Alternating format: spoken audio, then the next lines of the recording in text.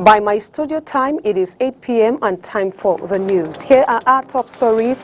The Minister of Public Health, Manauda Malashi, has today launched the 20th edition of the holiday campaign against HIV and AIDS, an edition set in motion in the context of recurrent delinquent behavior amongst youth, high consumption of drugs, and sexual activity prevalent amongst them. Olivier Mbuzike and Frederick Form detail us on how it all went down. Plus, the Episcopal Conference in Cameroon stands against the law that protects medically approved or enabled conception, otherwise known as in vitro fertilization (IVF). It has been via a public denouncement that these clergymen call the process a scientific technique that reduces human effort, which is in conformity with the Word of God. And in sports, the preliminary draft for the CAF Confederations Cup has been made known as Public Works Bamenda is set to take El Gecko Plus of Madagascar, and Cotonsport of Garoua is set to lock horns with Madlana FC. Sportswoman Odi Ladonet tells us what the future lies ahead for Cameroonian teams. And those were our top stories. Hello viewers, thanks for watching tonight's primetime bilingual newscast on Spectrum Television. We begin our very first elements in the French language with Dipita Tongo. Good evening, Dipita. Bonsoir Joséphine Binzi. Madame, Monsieur, votre formidable fidélité nous honore. Le ministre de la Santé publique lance ce mardi à Yaoundé, ce mercredi donc, la 20e édition de la campagne Vacances sans Sida. Une édition qui intervient dans un contexte marqué par la recrudescence des déviances en milieu jeune. Près de 2 millions de jeunes âgés entre 15 et 24 ans sont ciblés dans les 10 régions du pays pour une sensibilisation intense. Olivier Mbuzike, Frédéric Form. La consommation des drogues en milieu jeune prend des proportions inquiétantes.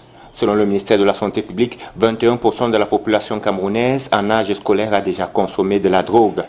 60% de ces consommateurs ont entre 20 et 25 ans. Le gouvernement redoute une expansion du phénomène. La sensibilisation, la mobilisation des jeunes est un élément déterminant dans cette lutte. Nous sommes avec eux, nous sommes derrière eux et nous voulons que désormais nous puissions conjuguer un certain nombre de choses au passé. Outre la consommation de la drogue, les déviances sexuelles battent leur plein en milieu scolaire. Dans la tranche d'âge de 15 à 24 ans, seuls 33% des garçons et 36% des filles connaissent les moyens de prévention du VIH. La maladie évolue progressivement. Au regard des statistiques, les institutions internationales pensent que nous aurons atteint d'ici 2023, n'est-ce pas, les 95-95-95. Ce sera une première pour la sous-région parce qu'aucun pays n'approche encore ces statistiques. Du 10 au 31 août 2022, la campagne Vacances sans Sida lancée ce jour va se déployer dans les 10 régions à l'effet de sensibiliser parents et enfants sur les dangers des drogues et des violences sexuelles. 650 éducateurs ont été recrutés pour l'occasion. Ils procéderont par des causeries, dépistage volontaire, distribution des préservatifs masculins et féminins avec des démonstrations d'usage à la clé. Au moins 2 millions de personnes sont ciblées, dont 80% de jeunes âgés de 15 à 24 ans. The Minister of Communication, Emmanuel René Sadi, has today in Yaoundé, in a press conference, settled the dust on the current economic situation in the country. The major breakdown in the supply chain of raw materials stems from the current Russia-Ukraine tensions. What are the precautionary measures to be adopted? Answers in the following excerpt. In Eastern Europe, on our economy are a real concern. Distinguished members of government, dear media practitioners, distinguished guests, ladies and gentlemen, just as the world was beginning to gradually emerge from the serious health crisis caused by the coronavirus pandemic, a pandemic that forced all the countries of the world to adopt a series of measures, including some drastic ones, both on the health and economic fronts. The Russian-Ukrainian war, unfortunately, came to further jeopardize this gradual recovery of the world economy. This situation has led to major disruptions and breakdowns in the global and regional supply chains of products, marked by the rising cost of inputs and other products and the increase in maritime freight rates. These facts have multifaceted and multi-sectoral consequences, including shortages of basic commodities, especially those imported from this region of the world, or involved in the production, transport, and distribution processes of other products categories. This has also led to an upward trend in the price of hydrocarbons at filling stations, be it for super, diesel, kerosene, or domestic gas. Au cours de la conférence de presse donnée par les membres du gouvernement ce mercredi à Yaoundé, les ministres présents ont évoqué les conséquences de la crise russo-ukrainienne sur l'économie nationale, non sans expliquer les mesures prises pour lutter contre la vie chère. Luc Magloire Bagatangana, le ministre du Commerce, en dit davantage dans cet extrait de Frédéric Fom, sélectionné ici à Douala. Suivez plutôt. Une parodie en reprenant les propos du père Panelou dans le célèbre roman de l'écrivain français Albert Camus, La peste. Le père Panelou qui, s'adressant aux populations d'Oran à la suite de la survenue de l'épidémie de peste, leur disait: mes frères, nous sommes dans le malheur. Je voudrais dire que oui, nous sommes en crise. Quand je dis nous sommes en crise, c'est pas le Cameroun, c'est pas le Cameroun seul, mais le monde est en crise. Une crise qui a commencé par le volet sanitaire,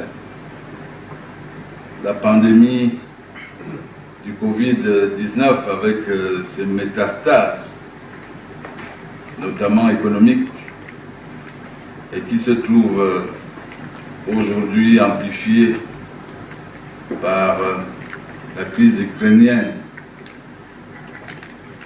Tout cela se traduisant par The mayor of the Douala One municipality, alongside his collaborators, have today, the 10th of August, evaluated the first half of the 2022 budget, as well as the lapses observed in the first quarter of the year. Oni Ladonet and Julepo, in attendance, have the following details.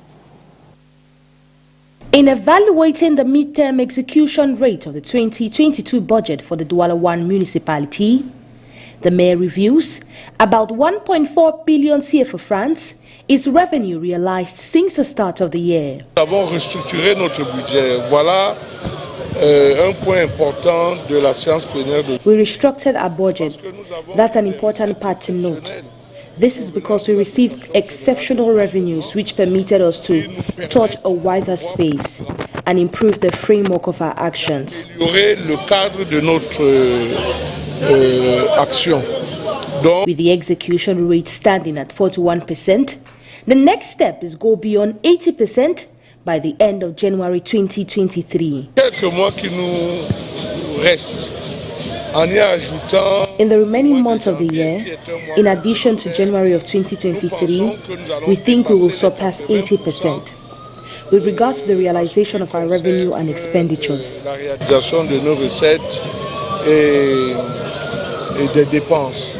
this ordinary session organized today, August 8, 2022, has been under the supervision of the Senior Divisional Officer for Uri. C'est un conseil qui nous a permis de nous informer. It is a council session that helped us get more information and receive corrections that will help improve administrative accounts. Administratif à être un peu plus performant. The SDO closed this session by urging officials of the municipality to stress on the security, hygienic and livelihood of the population. Décret fixant les modalités d'exercice de la police municipale au Cameroun, le préfet du Vouri et le maire de la commune d'arrondissement de Douala 1er apprécient les orientations données par le chef de l'État. Au lendemain de la signature de ces textes, Benjamin Boutou, le préfet donc, et Jean-Jacques Linguet Malapa, maire de l'arrondissement de Douala 1er, s'expriment au micro de Julie Pau dans cet extrait sélectionné par Inès Pangan. Pour avoir une police municipale, il faut aussi des ressources. Pas toutes les communes qui pourront se doter de ce service-là. Mais je pense que c'est important d'avoir ce service-là parce qu'il va nous permettre justement d'aller vers les actions de proximité. Quand on parle de police, c'est le respect de la règle. Et le respect ici commence par l'éducation, la sensibilisation. Le décret du président de la République apporte davantage de clarté dans une activité qui en manquait. Et maintenant, nous avons donc une méthode de fonctionnement parce que nous avions une police municipale que nous étions en train de mettre sur les rails. Et maintenant, aujourd'hui, nous avons donc un rayon d'action qui permettent d'éviter toutes les confusions auxquelles on assistait avant. Donc c'est une nécessité. Nous en avons besoin de plus en plus au moment où le désordre urbain prend de l'ampleur. Nous avons besoin de cette police municipale et le décret du président de la République vient à point nommé. La police municipale est chargée d'assurer le bon ordre, la sécurité, la salubrité, la tranquillité publique sur le territoire de la commune ou de la communauté urbaine. Que pense l'opinion, notamment celle rencontrée ici à Douala par nos reporters, de cette décision ou alors de cette police municipale-là? Suivez les Camerounais rencontrés à Bonanjo.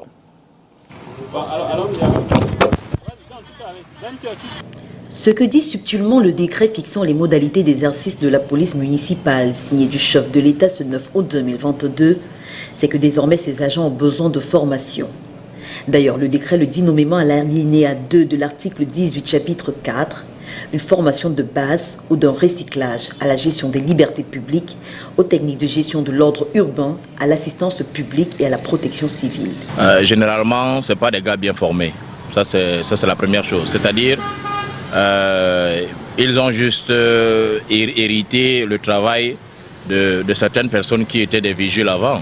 Je pense que ce n'est pas des hommes qu'il faut, à la place qu'il faut, parce que généralement, ils causent des bouchons, ils causent des bagarres partout dans les rues.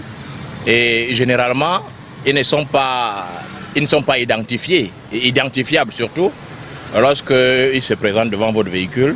Vous ne les connaissez pas et ils ne parviennent pas à se présenter. La formation et le recyclage préconisés par le chef de l'État à l'alinéa 2 sont dispensés par la National School of Local Administration, ce qui permettra d'éviter ou tout au moins de limiter les altercations entre conducteurs et agents de la police municipale. Tu es en train de rouler, tu vois quelqu'un intervient là, il arrête directement ton guidon devant le camion. Il ne tient pas compte que tu peux mettre ta vie comme ça. Quand ils sont sur la voie publique, au lieu de demander le papier qu'il faut demander, ils te demandent en même temps ton permis, capacité, ainsi de suite, alors qu'ils ne sont pas, de leur ressort. Ils ne sont pas formés pour ça. Ils sont formés pour demander ce qui est pour eux l'impôt de voiture stationnement. C'est de ça qu'il s'agit. Oui, mais on bagarre souvent avec eux parce que quand quelqu'un tombe subitement sur ta moto, il veut t'arrêter comme un voleur, il t'agresse même. Ce n'est pas bien. Même quand tu vas arrêter une moto pour demander les pièces, quand même, tu dois être quand même un peu gentil, un peu courtois. Le décret signé par le chef de l'État est clair en son article 5, alinéa 1 et 2, chapitre 1. Les agents de la police municipale ne se substituent pas aux forces de l'ordre et ne peuvent faire usage de la force ni exercer de contraintes sous la réserve des cas de légitime défense. D'ailleurs, le décret enfonce le clou en insistant sur la bonne moralité de ces agents et leur recrutement doit être précédé d'une enquête de moralité. Ils sont dans leur travail, ils font leur travail, mais sauf qu'il y a souvent un peu les abus. Souvent, ils se retrouvent en train de contrôler peut-être certains motomanes ignorants, ne sachant pas que ce n'est pas de leur droit de contrôler les motos. Et ils se retrouvent souvent à prendre un peu quelque chose à ces gars des motos. Entre autres choses, le décret du chef de l'État revient également sur la nécessité d'identifier les agents de la police municipale en précisant le type de vêtements et de couleurs qu'ils doivent désormais porter. Les communes dotées d'un service chargé de la police municipale disposent de 18 mois pour se conformer au décret signé ce 9 août 2022 par Paul Biya. Restons dans la municipalité pour parler cette fois-là de la production audiovisuelle pour faire connaître les communes et les régions. C'est le concept au centre d'un atelier organisé ce jour dans la ville de Douala. Le prétexte est la célébration de la 11e édition de la journée africaine de la décentralisation et du développement local. Inès Pangan, Nono Foutu. L'audiovisuel territorial est un concept à exploiter par les collectivités territoriales décentralisées. Avoir une unité de production permet aux communes et aux régions d'être visibles et d'imposer ses spécificités sur le marché national et international. Les communes et les autres territoires doivent se doter des unités de production audiovisuelle pour être visibles dans le monde entier. Vous savez, pour réaliser le triptyque attractivité, compétitivité et lisibilité, il faudrait d'abord être visible. Si vous êtes visible, vous serez attractif. Et si vous êtes attractif, vous serez compétitif. L'idée et des pistes de mise en œuvre réalistes sont au centre d'un atelier organisé ce jour à Douala sur le thème audiovisuel territorial et renforcement de coopération décentralisée pour une sécurité alimentaire renforcée des grandes métropoles. Avec toute humilité, aucune mairie ne peut se dire qu'elle s'est appropriée des instruments de la décentralisation. C'est pour cela que j'ai apprécié cet atelier, pour dire que nous sommes en train d'apprendre, pour implémenter la production, pour que les mairies soient visibles, comme je l'ai dit, et apportent leur plus pour le développement du Cameroun. Bon, déjà, c'est commencer par la sensibilisation, parce que il faudrait que les maires de la région du littoral comprennent l'importance de la communication au sein de leur commune. Le prétexte de la tenue de cette formation ce 10 août 2022, c'est la célébration de la 11e journée africaine de la décentralisation et du développement local. Petite parenthèse politique dans le journal, en marge des travaux de la session ordinaire du conseil municipal de la mairie d'arrondissement de Douala 1er, consacrée à l'évaluation à mi-parcours du budget de l'exercice 2022, la nouvelle secrétaire générale du SDIF qui y prenait part, en qualité de conseillère municipale, a été approchée par nos reporters. Maître Adeline Djomgang nous livre en exclusivité sa réaction à propos des faits qui se déroulent dans son parti, le SDIF, depuis sa nomination en juin dernier. Écoutons-la au micro de Julie Pont. Dans les nominations qui ont été faites, les personnes nommées ont totalement rajeuni. Le NEC ainsi que les commissions permanentes. Et nous avons parmi ces personnes nommées des très jeunes, mais on a aussi gardé des anciens dont on aura besoin de la vitalité, du dynamisme des jeunes, mais on aura aussi besoin de la sagesse et de l'expérience des plus vieux. Je pense que depuis un certain moment, les gens épiloguent là-dessus. Il y a un NEC qui s'est tenu et le NEC consolide et reconforte tous ceux qui ont été nommés. Ils restent à leur poste. Il n'y a rien à faire, donc nous sommes en train d'avancer. Ce qu'il faut faire aujourd'hui, nous sommes dans les renouvellements, il faut se mettre au travail, reconquérir le peuple, le cœur des populations, le cœur du peuple camerounais et mettre des stratégies en place pour le reconquérir. Comment est-ce qu'il faut le reconquérir? Ce n'est pas dans nos batailles que nous allons le reconquérir. Nos batailles nous éloignent de nos ambitions, de nos missions, parce que ce qu'il faut faire, c'est aller vers le peuple. Et en allant vers le peuple, il faut penser stratégiquement comment reconquérir le peuple et non plus se mettre dans l'esprit des batailles. L'esprit des batailles, c'est le passé. Il faut plutôt se focaliser sur ce qui est notre intérêt général, l'intérêt général de la nation. La conférence épiscopale du Cameroun s'oppose à la loi portant procréation médicalement assistée, tout récemment promulguée par le président de la République. C'est à travers une déclaration publique que les évêques l'ont fait savoir.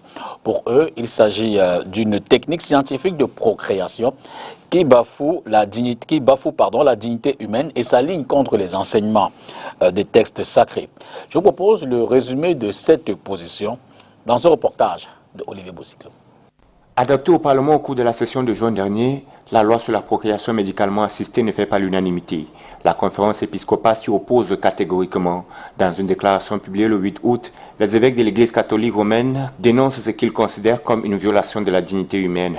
L'intervention du magistère entre dans sa mission de promouvoir la formation des consciences en enseignant de manière authentique la vérité du Christ. Les évêques du Cameroun encouragent les recherches scientifiques qui visent à prévenir ou guérir les infertilités qui fragilisent certaines familles.